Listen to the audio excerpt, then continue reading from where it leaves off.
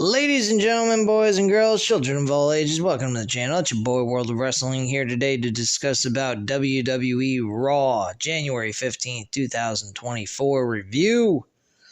My thoughts on this show. It was average, it was okay, nothing spectacular happened, but there was some good storytelling that took place. Match-wise, I wouldn't say it was the best in the world here, but it was good quality television for what it was. I mean, there was some things you could skip and not really care to watch. Other things, I mean, there was some good shit. The world title match was a fairly decent match, but again, what was the point of this? Why did this match have to happen? And on top of it, we see Seth Rollins having a major issue with his knee and an injury. More than likely, it's a legitimate injury. How severe it is, we don't know. But it definitely looked like a legitimate injury. He did not look like he was trying to sell something. He did a moonsault like Chris Jericho off the middle turnbuckle, middle rope, and hurt his knee. So he looks like he's injured. Hopefully, he'll be able to do a match at the Royal Rumble itself and last all the way through till WrestleMania to have this predicted world title match with CM Punk. So hopefully that will be the case, and we get to see CM Punk versus Seth Rollins, because that did look like a fairly decent little build because of the real life friction that these two men have for each other. So I hope that does occur. Anyway, the show kick-started with Cody Rhodes. Cody Rhodes does this typical stick. So, Lil Rock, what do you want to talk about? They can talk about music dedicated to Lil Rock or fighting and defeating Shinsuke Nakamura. They can also talk about the thing he came back to WWE for. The Royal Rumble is right around the corner, and Rhodes doesn't plan on. And then Drew McIntyre's music hits and cuts off Cody Rhodes. McIntyre makes his way down the ramp. McIntyre smirks at Rhodes and asks him what he wants to talk about. And Rhodes has been back, and they haven't had a chance to catch up. They grew up together in WWE. They're the same age and took similar career paths. McIntyre is proud the way Rhodes took his career, and McIntyre is proud of the man Rhodes has become and a performer as well. They were WWE Tag Team Champions at one point, actually. McIntyre asks if Rhodes remembers their tag team name, and Rhodes answers the Dashing Ones. McIntyre jokingly says he cannot believe they didn't go to the top with that name. Yeah, the way these two guys are now at the level they are, and them actually being able to be a great tag team would have been kind of cool, but back then they weren't really at the level they are now. So the reason they didn't go far with the tag team is they saw themselves as singles competitors. They had to leave WWE to get their heads right and get a perspective. They weren't any ordinary wrestlers outside of WWE. They redefined what it is meant to be a wrestler outside of WWE. They became verbs: to do a Drew, to do a Cody, to become an undeniable that WWE calls you back. Very true. That's what I believe Dolph Ziggler is going to do within the year 2024, most definitely. He's working in TNA and New Japan Wrestling, as I've recently heard, so that should be pretty interesting. McIntyre asks if Rhodes remembers the last match he had before he returned to WWE. It was with Rhodes, and Rhodes told McIntyre he would be a future world champion. McIntyre has done it twice. McIntyre will tell Rhodes in front of the entire world. He's heard what people are saying, and he's seen the GIFs and the jokes. If Rhodes keeps doing what he's doing, he'll be the first member of his family to raise that championship. Rhodes will finish the story. Rhodes looked choked, but then McIntyre says Rhodes won't finish the story until he gets to finish his. I gotta tell you guys something. I honestly heard a lot of JD's off the script commentary with Andrew Baydala from Tuesday's episode today. And I gotta say, if Seth Rollins is legitimately hurt and unable to actually go through with defending the title against CM Punk one-on-one at WrestleMania, I don't know if this would be a popular decision, but if they were to go to the direction of The Rock versus Roman Reigns at WrestleMania, which is not something I particularly agree with at all by any means, but if they did, I mean, I wouldn't have an issue with The Rock versus Roman Reigns for the championship if Cody had the opportunity to finish his story last year, which is win the fucking title. But we didn't get that, so we're kind of in a catch-22 situation here. So if they were to go with Rock and Roman Reigns at WrestleMania for the WWE Championship, and Cody's out of the loop here. Let's say Cody does not end up winning the Royal Rumble. Let's say The Rock was, oh God help us. If The Rock actually won the Royal Rumble, holy fuck. I don't think I'd be too happy with that. As much as I love The Rock, I don't want to see The Rock win the Royal Rumble. He doesn't need to. It's not necessary. But let's just say if they went in that crazy-ass fucking direction, they could do a tournament for the World Championship with Seth Rollins out with injury. And in this tournament, we had these three guys, Seth Rollins, Cody Rhodes, and Drew McIntyre. These three guys are going to be the final three guys in the Royal Rumble. I can promise you that. And let's just say, for argument's sake, we actually had CM Punk finish his match with whoever he faced in the semifinals, and Drew McIntyre and Cody Rhodes had a draw. They didn't come to a finish. So they turned the main event for night one into a triple threat match for the World Heavyweight Championship. And it was CM Punk, Cody Rhodes, and Drew McIntyre. And let's say CM Punk won that match, beating Drew McIntyre. Cody Rhodes doesn't get to finish his story just yet. Roman Reigns goes over on The Rock, and then Cody faces Roman Reigns at SummerSlam by him being drafted over to SmackDown, giving him a new lease on life here to finally be able to do what he wanted to do in the first place, and that's beat Roman Reigns to close out his story.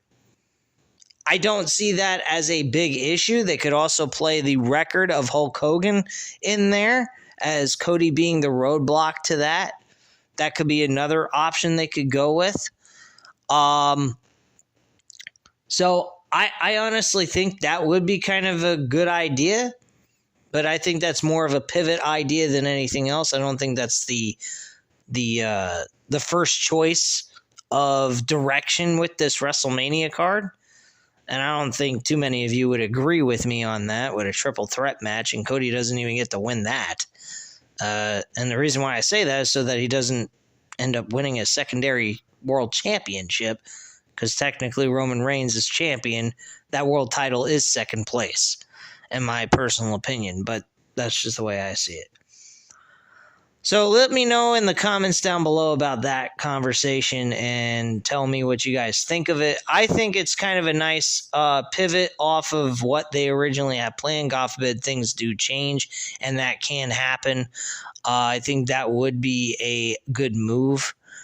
And even if that's the case, Seth Rollins get injured, you can always have Drew McIntyre and CM Punk go at it for the World Championship. It's not really an ideal match that CM Punk probably would want. He probably would rather have Stone Cold Steve Austin, more than likely, if they can get Steve Austin off the fucking couch from drinking all those Budweisers. Hopefully he's not drinking that anymore. I choose Miller Lite now. Fuck Bud Light. Anyway, moving on from beer talk, let's go ahead and finish up the rest of this review, shall we? Rhodes asks, is that so? McIntyre has declared for the Royal Rumble, so has Rhodes. McIntyre could win. Jey Uso could win. A man who wants to solidify his legacy, CM Punk, could win. A choppy CM Punk chant actually picks up, and Rhodes says he doesn't plan on letting that happen. They've both won the Royal Rumble. They can't count anyone out. And McIntyre says this is about the two of them.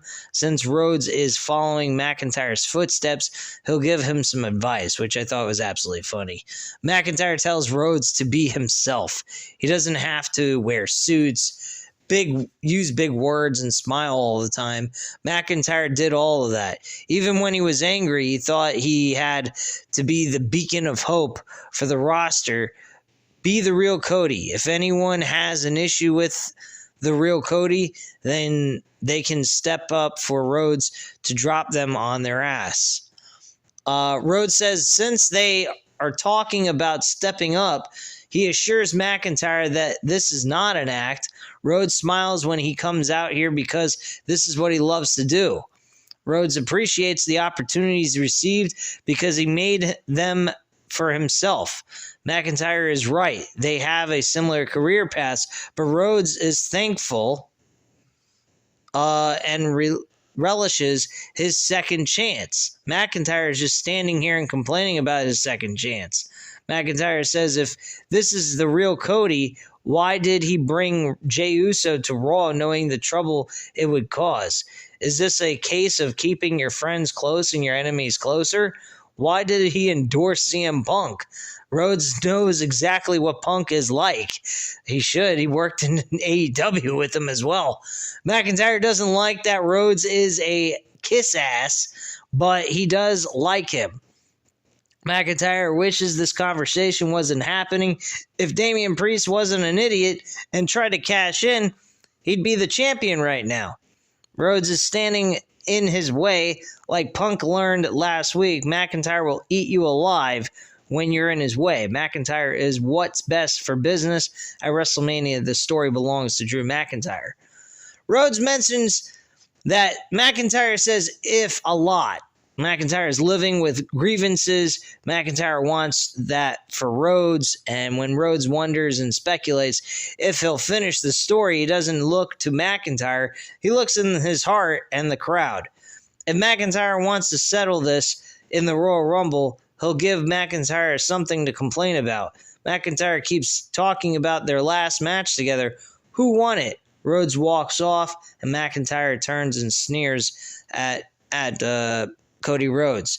Very good segment, very enjoyable segment. I love all three stories in this Royal Rumble match. Raw's got everything going for the Royal Rumble. It seems like Raw is the focal point of the Royal Rumble at the end of the day. So, to me, it smells one thing. It's either going to be Cody Rhodes or CM Punk. I would take Cody Rhodes because it would make more sense. Cody would be able to choose between which champion on which brand he would like to go and challenge. It makes logical sense. Is it the ideal thing I would like to see? No, I actually think that as much as I dislike CM Punk personally, I think CM Punk should be the Royal Rumble winner. And I'll tell you why. He came back to do two things. Headline WrestleMania. Winning the Royal Rumble match in the main event, where he had his last match, by the way, legitimately, live on air. That is the direction you want to go. But that leaves Cody Rhodes with no way of making logical reasoning to be able to challenge for the WWE Championship against Roman Reigns. So my attitude is you got to go with Cody, even if you don't like the idea of Cody going over twice into back-to-back years. It's not ideal. It's not something I would do, but logic, in my personal opinion, is more important than what I would want. So I think Cody should win the Royal Rumble, hands down, without question. Dominic Mysterio and JD McDonough of the Judgment Day make their way to the ring to face DIY. This match was the best fucking match on the entire card, even better than World Championship. Obviously, I don't think anyone gave a fuck about the world title because everybody knew who was going to win that match. DIY won this match in a very, very entertaining, fun matchup that I absolutely kept my eyeballs on the entire step of the way until the very end. I thought it was an awesome match. JD McDonough and Dominic Mysterio, I actually like as a tag team, despite the fact that they've, probably been losing more than winning anything else. Raw General Manager Adam Pearce is in his office. Candice LeRae and Indy Hartwell were telling the Adam Pearce that 2024 is their year. Chelsea Green and Piper Niven barge in, and Green says she had Caden Carter pinned, but the referee was a slow counter. They'll take a rematch to be fair. Pearce tells her to respect the referee. They want a rematch, but they blew it. Indy and Candice are looking for an opportunity so they can be so this can be a match, and they accept. Okay, great.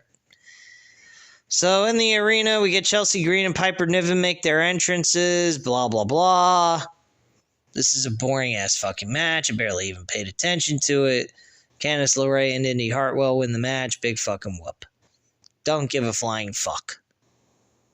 Pointless shit. They also had another women's tag team match that didn't give two flying fucks with Tegan Nox and Natalya. Who gives a fuck? WWE Intercontinental Champion Gunther is walking backstage with Ludwig Kaiser. I can't ever fucking pronounce his first name for some strange reason.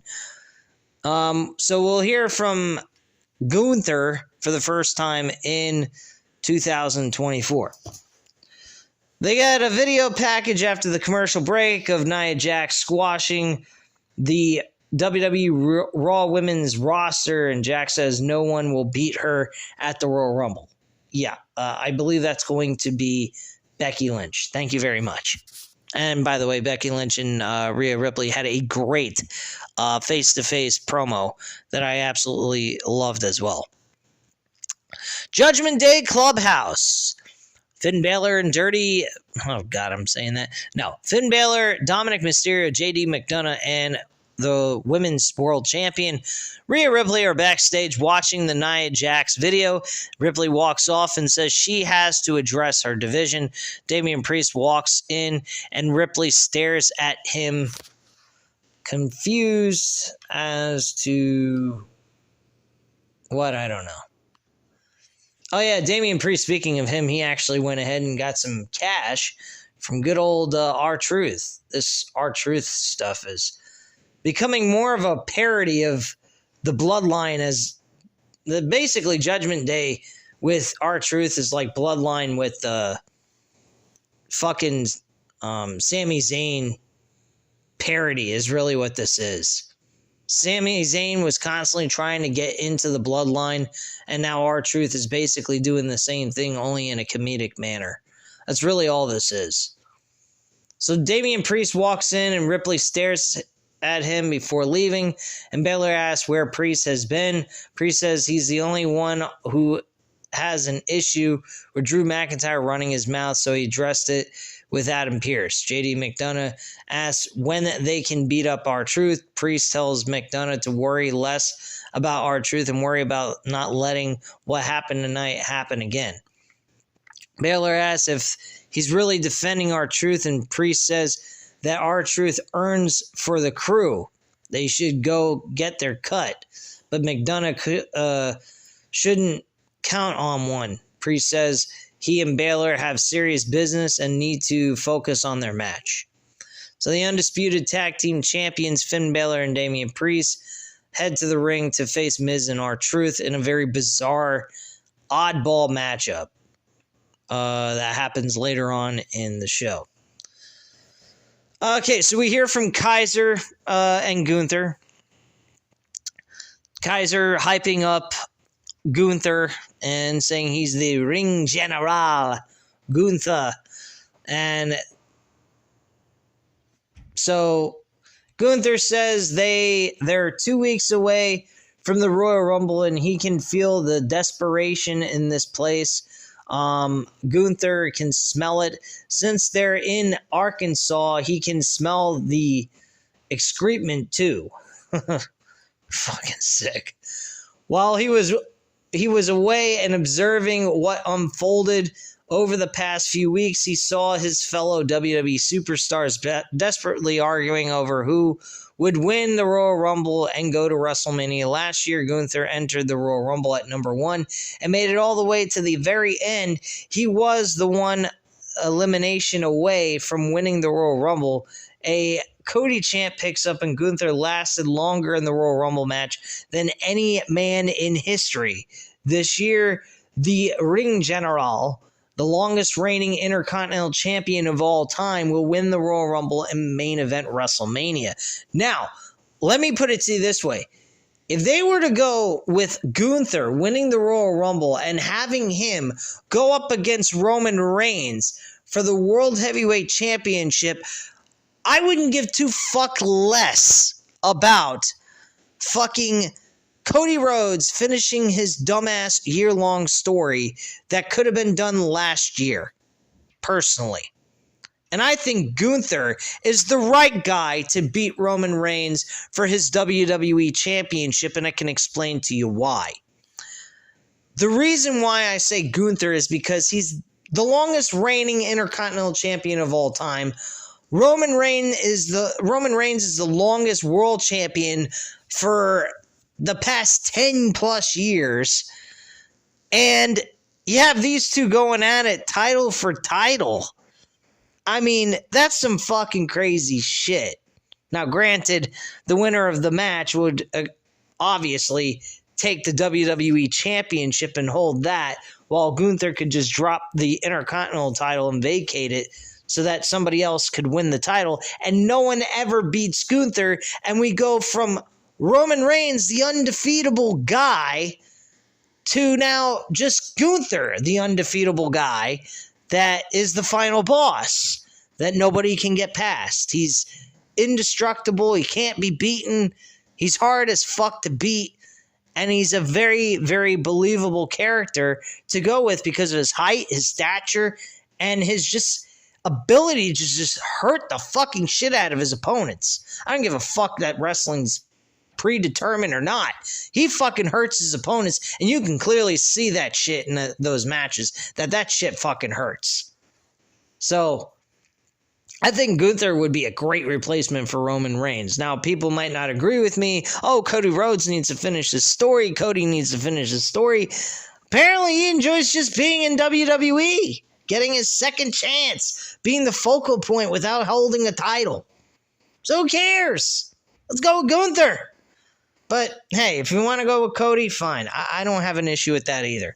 It does play into the story and his character and everything else. So it does work, and I don't have any issues with that. But if they wanted to go with Gunther as a pivot off of Cody Rhodes, go for it. I wouldn't have any issues with that. Override the fucking Rock for all I care, too, on top of it. I don't give a shit. Somebody new, he hasn't been a focal point in WWE at all, except for in the NXT UK division. So this is a great spot for Gunther if they really wanted to pull the trigger with him. So it's kind of an interesting situation, but I'll go with Cody as the guy to win the Royal Rumble or CM Punk. Those are my two picks, but probably I would rather go with Cody because it makes more logical sense, like I said earlier.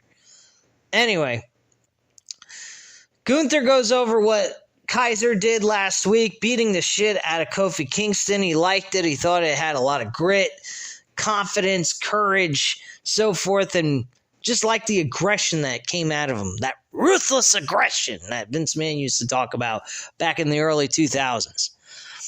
And he says, well done. Gunther opens his arms, and Kaiser embraces him, and Kaiser looks pleased, like as if he's trying to win approval from his own fucking dad.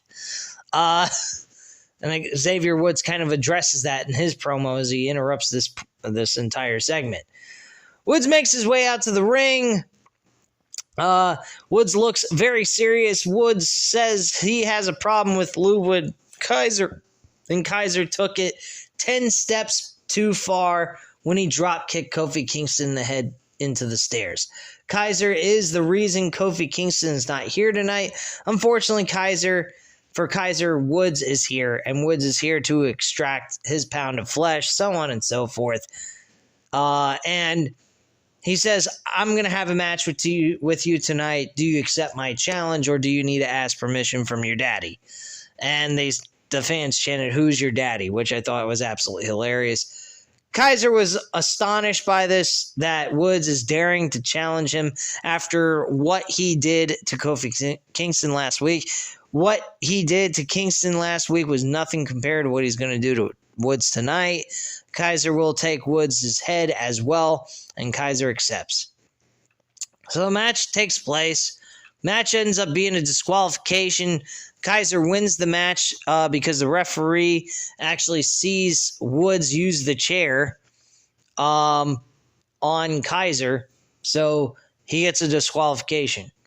And Woods is irate and grabs a steel chair. Kaiser drops kick the chair into Woods' face. Before he can do anything, Kaiser takes the unconscious Woods and lays him on the steel ring steps, and Kaiser backs up and charges, but Woods leaps off the steps and double stomps him down.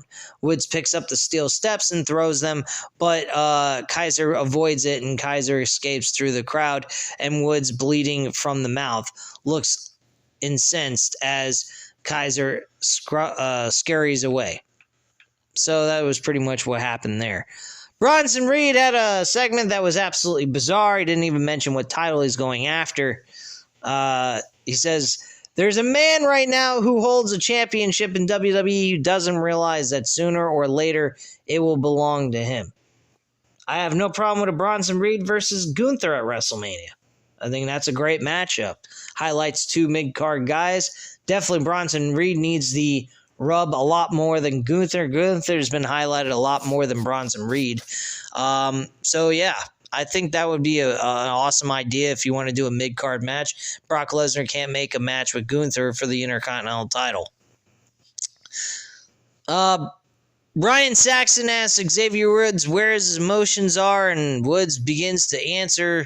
Kaiser attacks him from behind, and Kaiser keeps punching away at Woods until he sees main event Jey Uso standing there, and Kaiser backs off, and Jey checks on Woods. Okay, so Jey Uso is really not doing a whole lot of anything. He just seems to be showing a lot of backstage camaraderie with the entire Raw roster, trying to win over and be appreciated by the fucking WWE because of what he was doing for the last 2 years with the Bloodline and Roman Reigns. So I guess he's trying to kiss everyone's ass and say he's a team player and he just cares about everybody.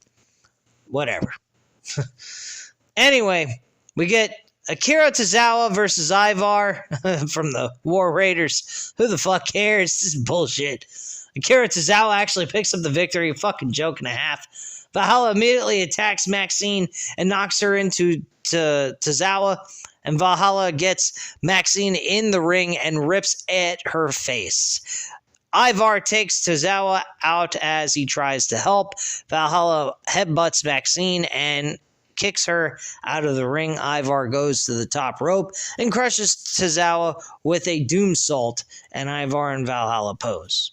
Big fucking whoop. So you lose to a fucking scrawny dude who's smaller and you're like 2 to 3 times his size. And in weight, you're fucking 3+ times his size.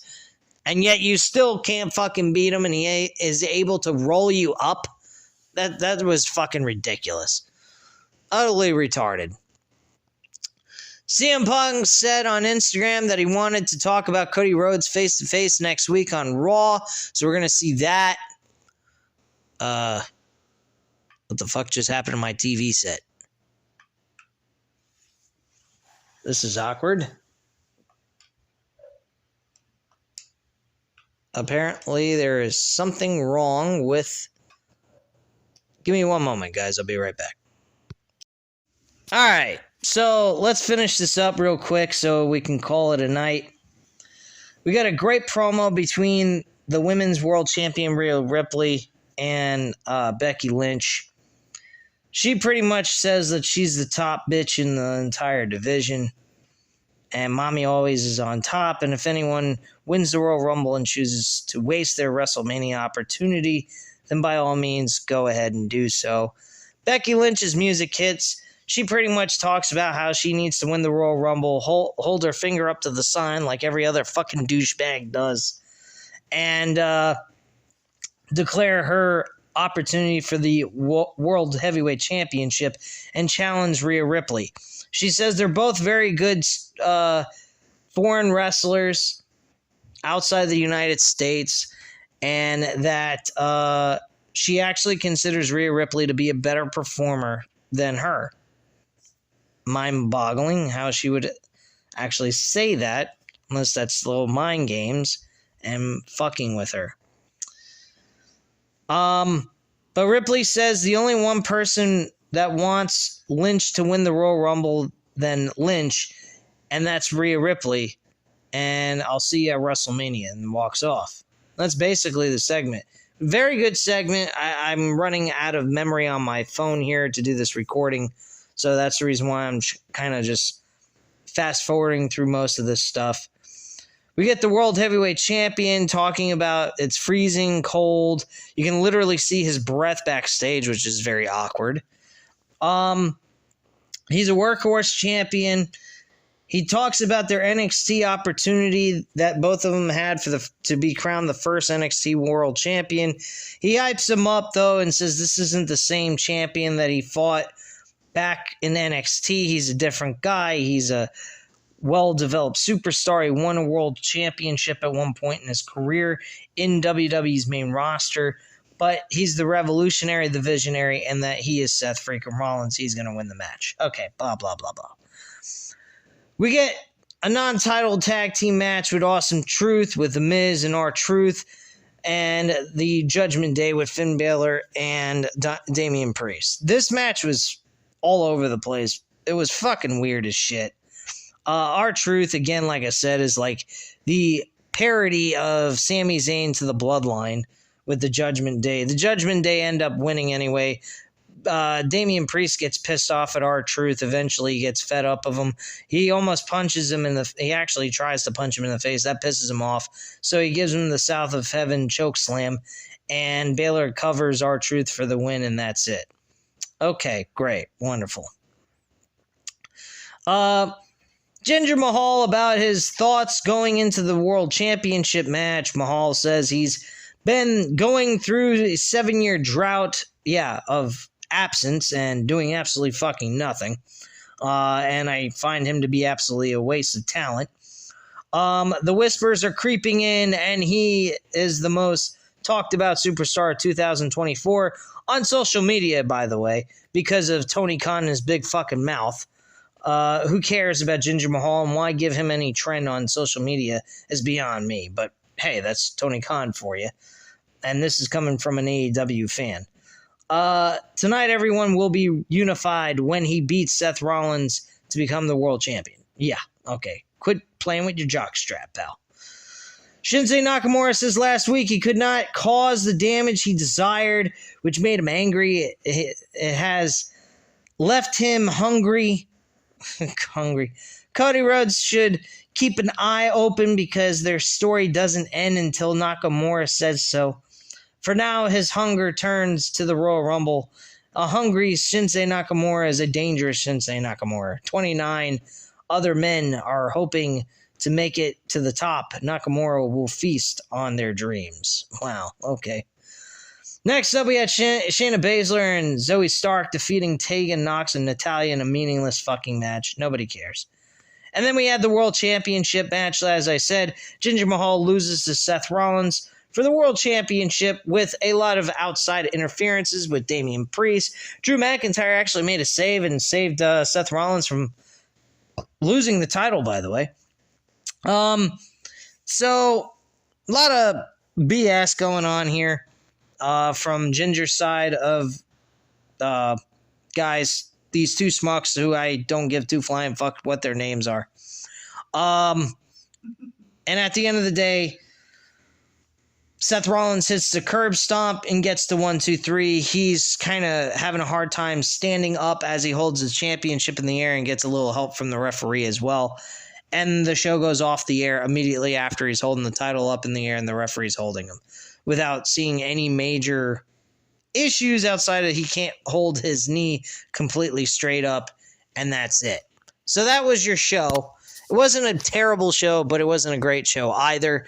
I think the wrestling quality is really where the problem lies. The stories were great on Monday Night Raw, and that's the way I feel about Raw. So if you enjoyed this video, by all means, hit the like button, hit the subscribe button if you're not already subscribed to the channel, and leave a comment down below on the video. I'll definitely get back to you on that. I thank you very, very much for tuning in, and I hope you have a great night, guys. Bye.